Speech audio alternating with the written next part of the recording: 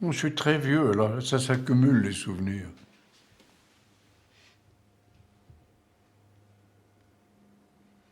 Le plus récent surmenage et puis le reste, ça s'estompe.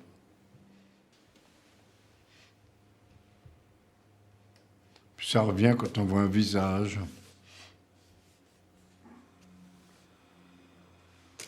Tout ça me revient avec une précision.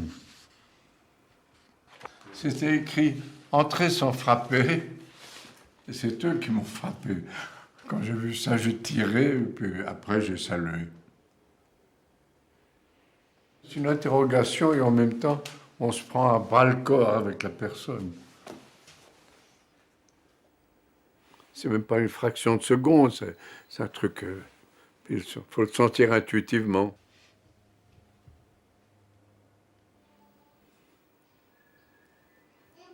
La sensibilité, l'intuition,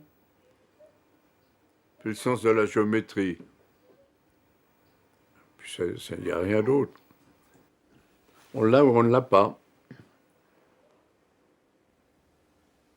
Et encore maintenant, c'est la seule chose qui m'intéresse. C'est du portrait. Le visage? Non, c'est ce qu'a Alberto, c'est Giacometti, il appelait ça faire une tête. Faire une tête.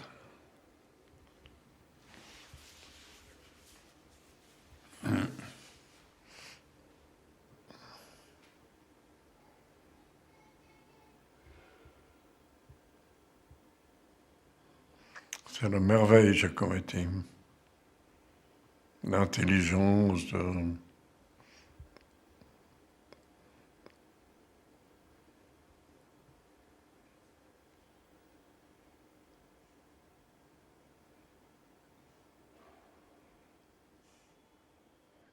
Pour tous les amis de Giacometti ou de son œuvre, comme pour tous ceux d'Henri Cartier-Bresson, cette photographie est une de celles qu'ils affectionnent le plus. Je pourrais dire une icône, si par ce mot on peut désigner la sorte d'image où paraît quelque réalité qui transcende les images. En l'occurrence, ici, l'affection et l'admiration éprouvées par le photographe, qui s'est exprimé de surcroît un sentiment que beaucoup d'autres que lui partagent. Une telle photographie, pas simplement un aspect fugitif d'un être, perçu en une de ces secondes que Cartier-Bresson aime et sait saisir, c'est l'avancée de cet être dans son rapport à soi le plus intérieur, c'est son absolu. Ce rapport à soi-même qui rendait Giacometti si immédiatement remarquable et si profondément attachant, ce geste de se couvrir la tête du vieux manteau l'emblématise parfaitement, disant si bien l'insouciance fondamentale d'un homme qui n'avait pas de parapluie, puisque même il n'avait pas de maison, ne prenant jamais ce qu'on nomme des précautions. Giacometti ne faisait œuvre qu'à regarder hors de soi, à ne pas même songer à être ce qui n'était pas son regard, qu'on voit ici percé sous l'étoffe. Mais autre chose encore.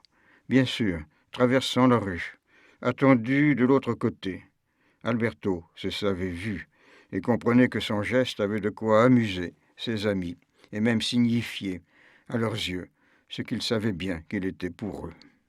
Mais faut-il voir en cela une coquetterie du théâtre, plutôt un élan de confiance, jouer à ce qu'on est, parce qu'on sait bien que ces quelques autres savent de quoi il s'agit, pour le sérieux autant que l'amusement. Et de la part d'Henri Cartier-Bresson, cette photographie, c'est répondre à ce mouvement de confiance. C'est comme serrer une main tendue. Photographier, ça demande une concentration énorme. Et on ne peut pas faire conversation. Je dis des conneries parce qu'il faut. Les gens s'attendent à ce qu'on dise quelque chose. Je dis n'importe quoi. J'écoute pas ce que je dis, mais je regarde. Bonnard, c'est la volupté, Bonnard. Il dit pourquoi est-ce que vous avez appuyé à ce moment-là? Écoutez, permettez-moi de vous demander pourquoi est-ce que vous avez mis un jaune ici?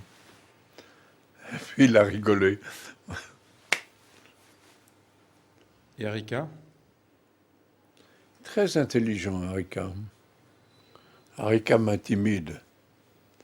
Il est trop habile, il sait tout faire.